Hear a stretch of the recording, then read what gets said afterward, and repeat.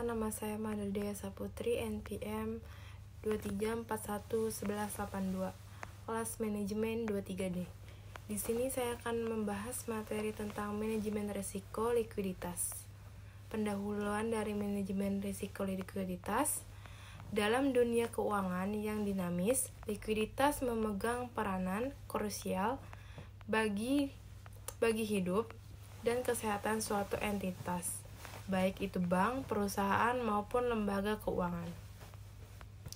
Risiko likuiditas yaitu potensi ketidakmampuan suatu entitas untuk memenuhi kewajiban jangka pendek yang jatuh tempo dapat menimbulkan konsekuensi serius, mulai dari kesulitan operasional hingga kebangkrutan. Oleh karena itu, manajemen risiko likuiditas yang efektif menjadi sangat penting untuk menjaga stabilitas dan pertumbuhan yang berkelanjutan.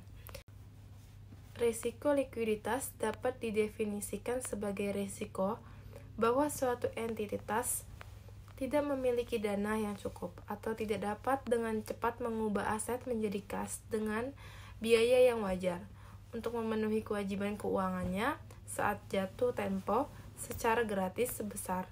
Risiko likuiditas dapat dikategorikan menjadi dua jenis utama. Yang pertama ada risiko pendanaan. Risiko ini timbul akibat ketidakmampuan entitas untuk memenuhi kewajiban pendanaannya pada saat jatuh tempo. Yang kedua ada risiko pasar. Risiko ini terkait dengan ketidakmampuan entitas untuk menjual aset dengan cepat pada harga pasar yang wajar. Dalam kondisi pasar yang illiquid, penjualan aset dalam jumlah besar dapat menyebabkan penurunan harga yang signifikan, sehingga merugikan entitas.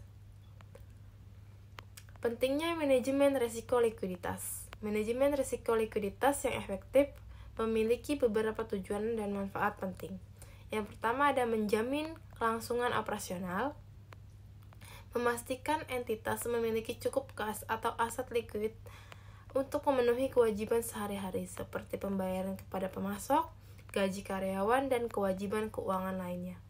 Yang kedua ada mencegah krisis keuangan, mengurangi kemungkinan terjadinya gagal bayar atau kebangkrutan akibat kekurangan likuiditas. Yang ketiga ada mengoptimalkan biaya pendanaan, memungkinkan entitas untuk mengakses sumber pendanaan dengan biaya yang efisien dan menghindari biaya darurat yang mahal akibat kekurangan likuiditas. Yang keempat ada mendukung pertumbuhan yang berkelanjutan, memberikan fleksibilitas finansial untuk memanfaatkan peluang investasi dan ekspansi bisnis. Yang kelima ada mempertahankan kepercayaan stakeholder, menunjukkan kepada investor, kreditor, regulator, dan pihak berkepentingan lainnya bahwa entitas dikelola dengan baik dan memiliki posisi keuangan yang kuat. 6. Kepatuhan regulasi, memenuhi persyaratan regulasi terkait likuiditas yang ditetapkan oleh otoritas pengawas. Tantangan dalam manajemen risiko likuiditas. Manajemen risiko likuiditas dapat menghadapi beberapa tantangan, antara lain yang pertama ada ketidakpastian pasar. Kondisi pasar keuangan dapat berubah dengan cepat dan sulit diprediksi, memengaruhi likuiditas aset dan ketersediaan pendanaan. Yang kedua ada perilaku nasabah.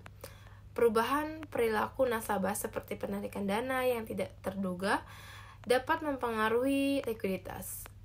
Yang ketiga ada interkoneksi sistematik. Krisis likuiditas pada satu institusi dapat dengan cepat menyebar ke institusi lainnya dalam sistem keuangan. Yang keempat ada ketersediaan dana. Pengukuran dan pemodelan risiko likuiditas yang akurat memerlukan dana yang berkualitas dan relevan. Yang kelima ada keseimbangan antara likuiditas dan probabilitas.